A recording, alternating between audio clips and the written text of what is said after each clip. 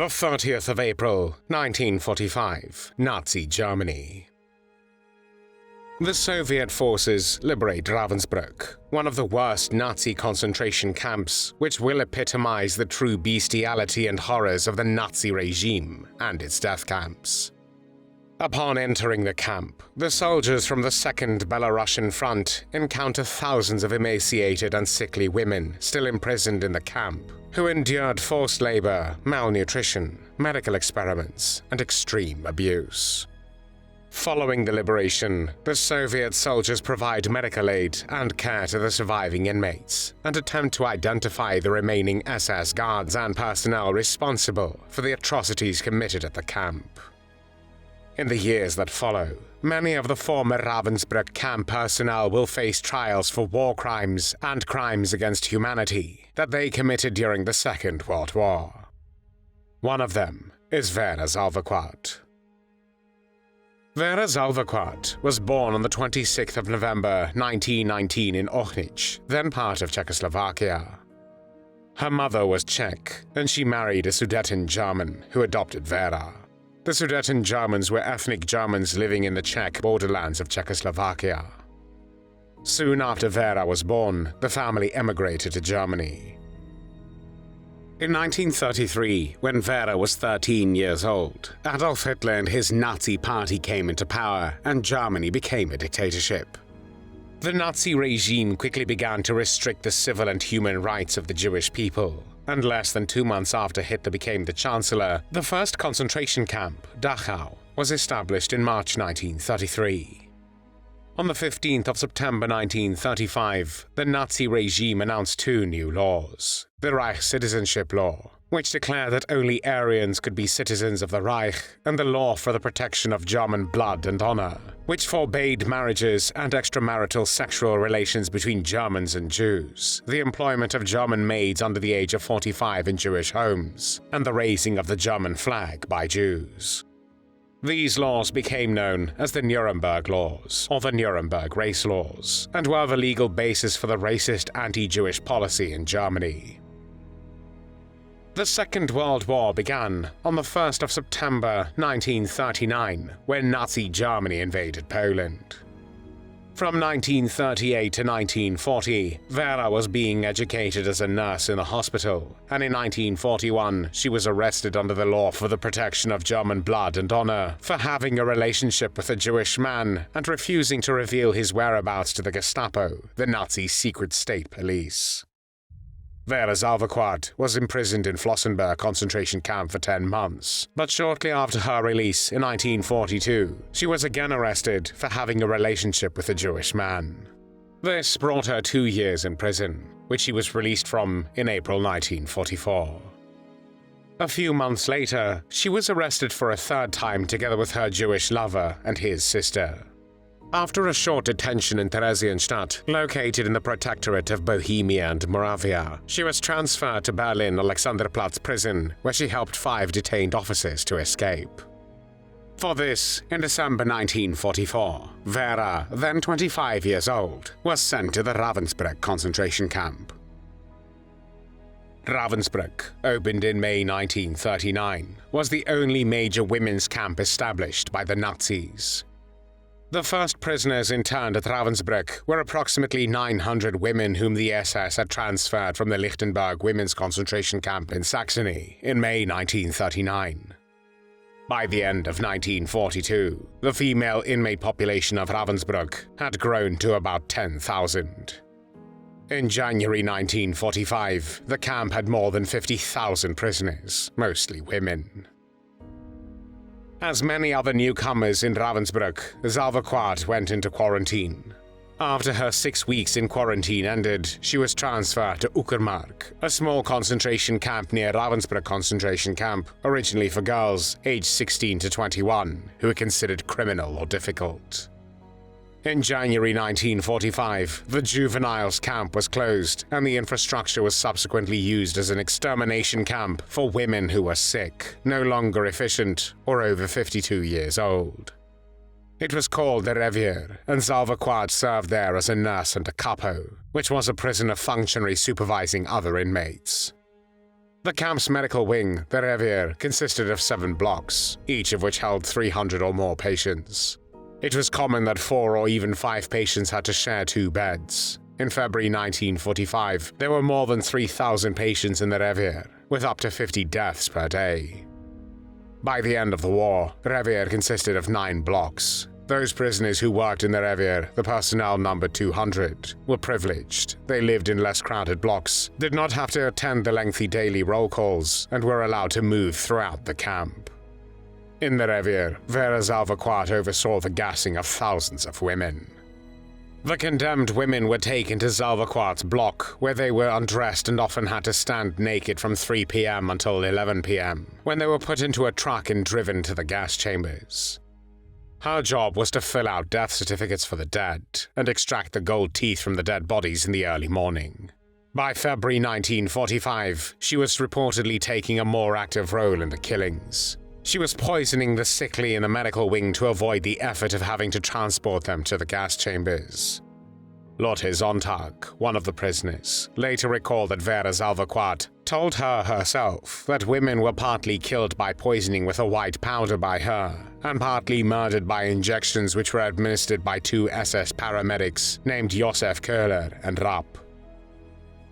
In February 1945, Salvequart was reported to have given out a sleeping powder to 50 extremely ill patients. By the next day, 5 had died. By the following day, 7 more. If the women refused to take the powder from Salvequart, lethal injections or dissolved poison was given. The ward nurse in Camp Uckermark, Irene Ottelard, was present when her friend was given a white powder by Salvequart and subsequently saw her die. Salvequart used to tell the inmates on such occasions that they were to be sent on a transport and that they needed to take this powder in order to gain strength. According to Salvequart's words, it was just a sleeping aid. Should the patients refuse to take it, they would be given an injection by Salvequart. Irene Ottelard observed that the women who received the powder or an injection fell into a deep sleep. In the course of the next day, they all stopped breathing and died. According to Ottelard, Salvequart was never surprised to see that her patients had died. She observed this procedure more than once. In every case several women were concerned, at least 3 to 5, sometimes more. On one occasion, a mother and daughter from Warsaw came to the infirmary, both with the surname Lipka. The mother had been ill with diarrhea for quite a while, and no longer had the strength to get out of bed. Not wishing to abandon her mother, the daughter went with her. She was mute, but a strong and healthy girl. The mother died between 12 and 14 hours later.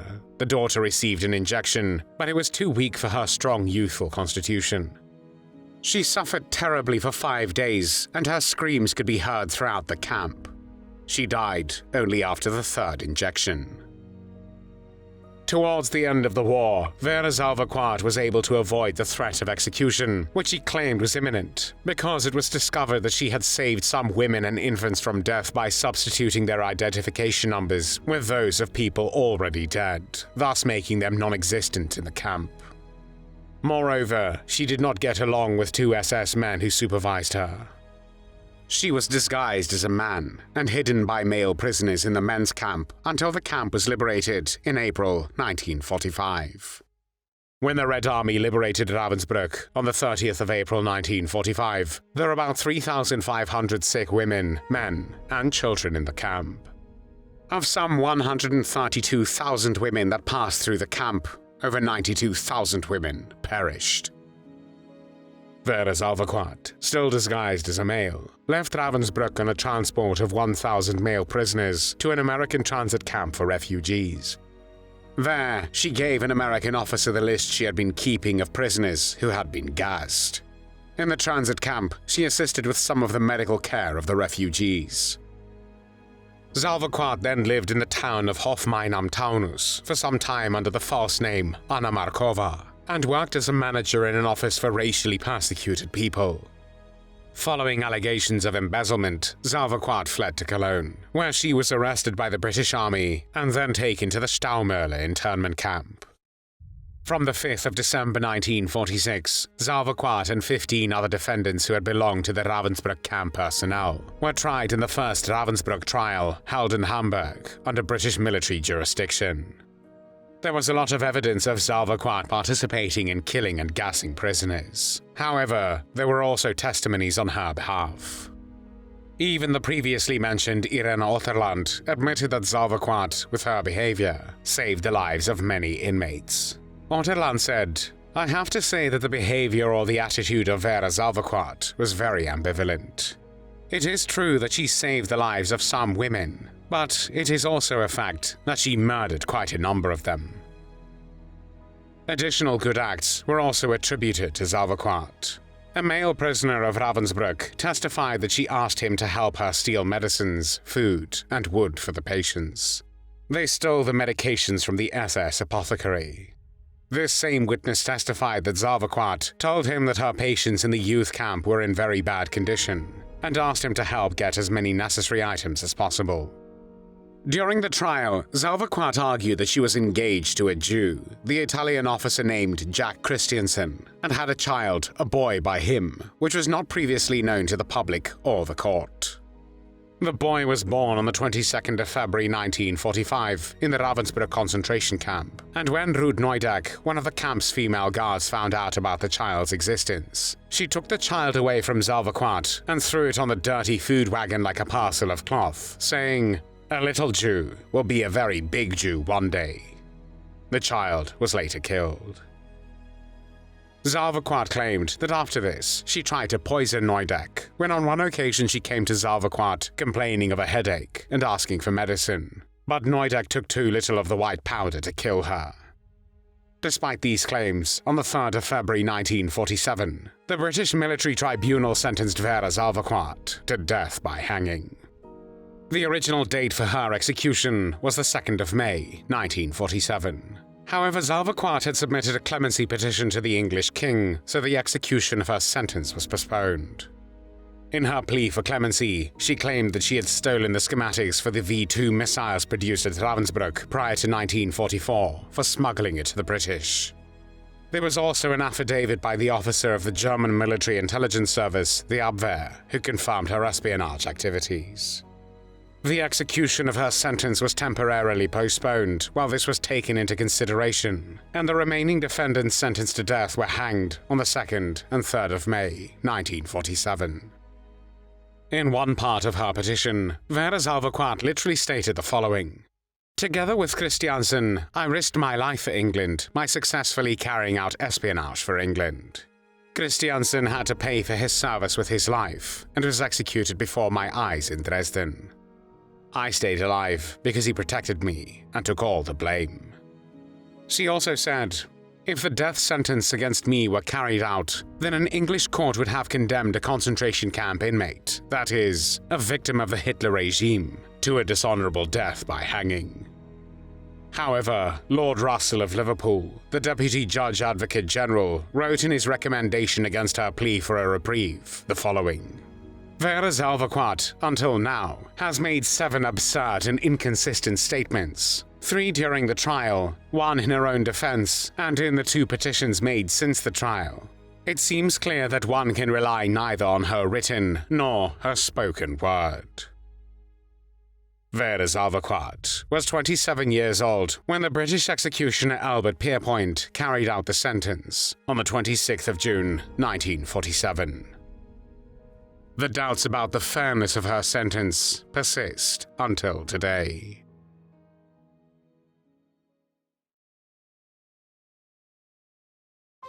Thanks for watching the World History Channel. Be sure to like and subscribe, and click the bell notification icon so you don't miss our next episodes. We thank you, and we'll see you next time on the channel.